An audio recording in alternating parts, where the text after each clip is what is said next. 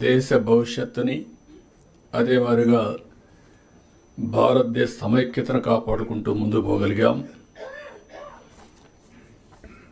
Doctor Ambedkar 125వ జయంతి సందర్భంగా 2015 నుంచి రాజ్యాంగాన్ని భారత రాజ్యాంగ దినోత్సవంగా జరుపుకుంటూ ముందుకు పోవాలని గవర్నమెంట్ ఆఫ్ ఇండియా నిర్ణయించడం.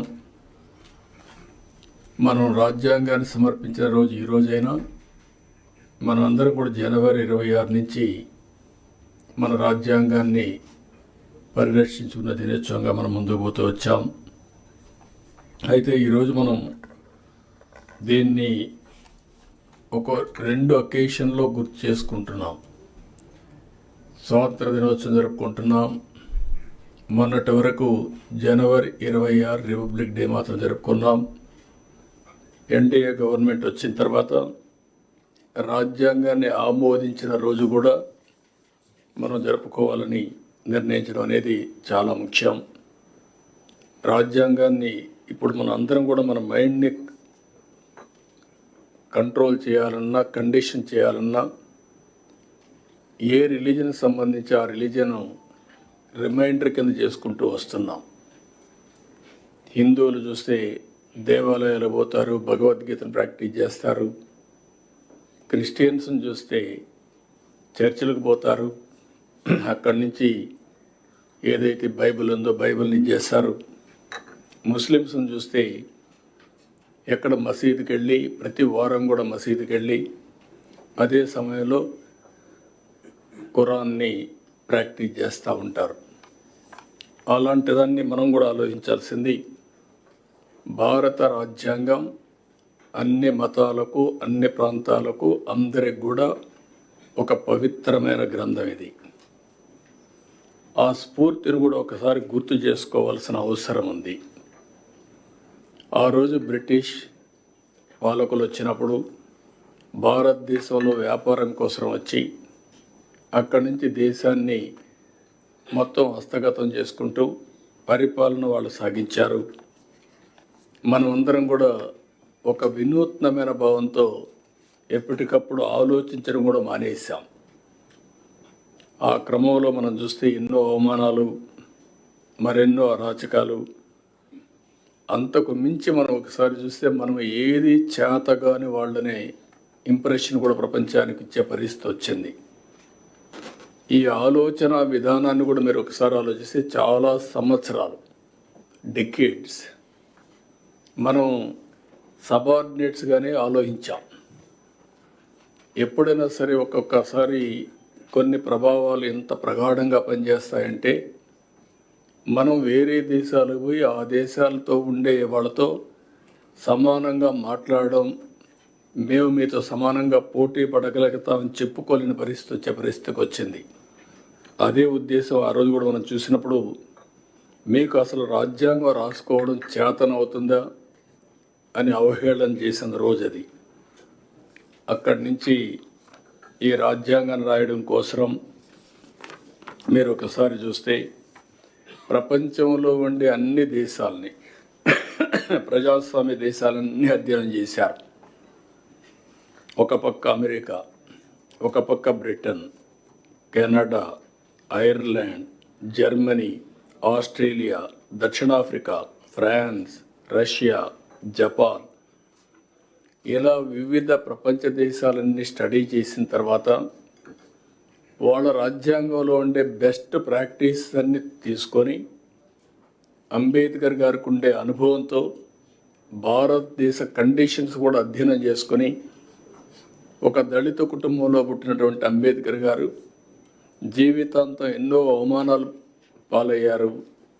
ఒక పక్క బానిసత్వం, ఇంకొక పక్క సమాజంలో కూడా అవహేళన, ఇవన్నిటి గురైన తర్వాత ఆయనలో ఉండే పరిపక్వత రాజ్యాంగంలో పూర్తిగా ఎక్కడికక్కడ కనపడే పరిస్థితి వచ్చింది.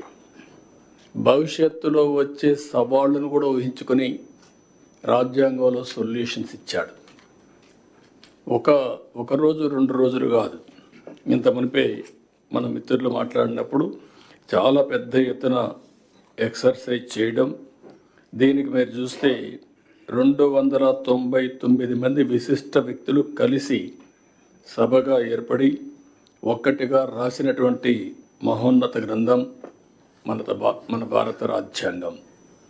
వివిధ ప్రాంతాల నుంచి ఉన్నారు, వివిధ కులాల నుంచి, వివిధ రంగాల నుంచి అందరూ కూడా ఆ రోజు ఒకటిగా చేరి ఇది రాశారు.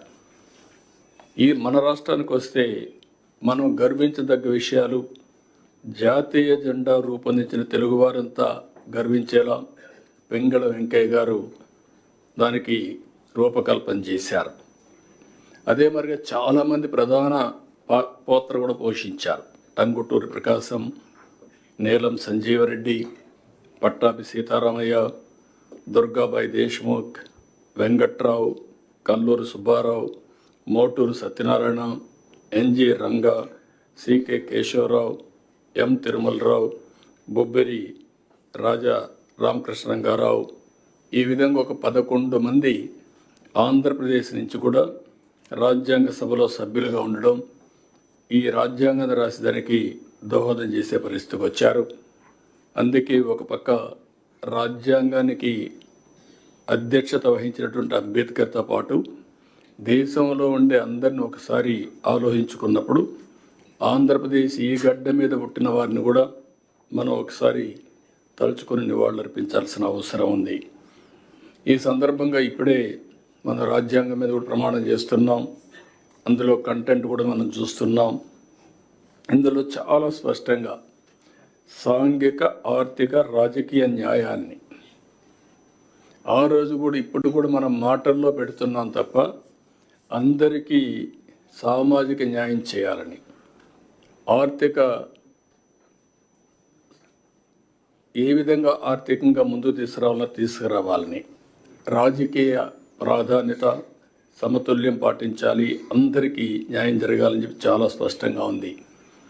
ఇంకొక పక్క ఆలోచన, భావ ప్రకటన, విశ్వాసం, ధర్మం, ఆరాధనలో స్వేచ్ఛని, ఇవన్నీ కూడా అందరికీ వచ్చే విధంగా చేయాలని, ఇంకొక పక్కన చూస్తే అంతస్తులోనూ అవకాశాల్లోనూ సమానత్వం చేకూర్చుటకు మనం ప్రయత్నం చేయాలని, వ్యక్తి గౌరవాన్ని, జాతీయతను మరియు అఖండతను తప్పక సంరక్షించాలని ప్రియాంబుల్లో ఎంత స్పష్టంగా చెప్పారంటే ఇవన్నీ చెప్పి ఈ రాజ్యాంగాన్ని 299 మంది రాసుకుంటున్నామని కాదు, భారతదేశ పౌరులుగా మనందరం రాసుకుంటున్నాం అనే విధంగా ఆ రోజు రాజ్యాంగాన్ని సమర్పించే పరిస్థితికి వచ్చారు.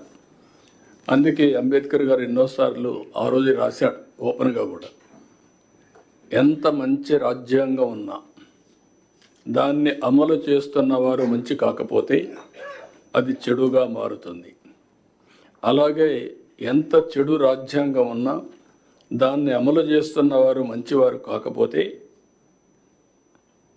అది మంచివారైతే అది మంచిగా మారుతుంది అని అంబేద్కర్ ఆ రోజు చెప్పాడంటే వ్యక్తులను బట్టి రాజ్యాంగం.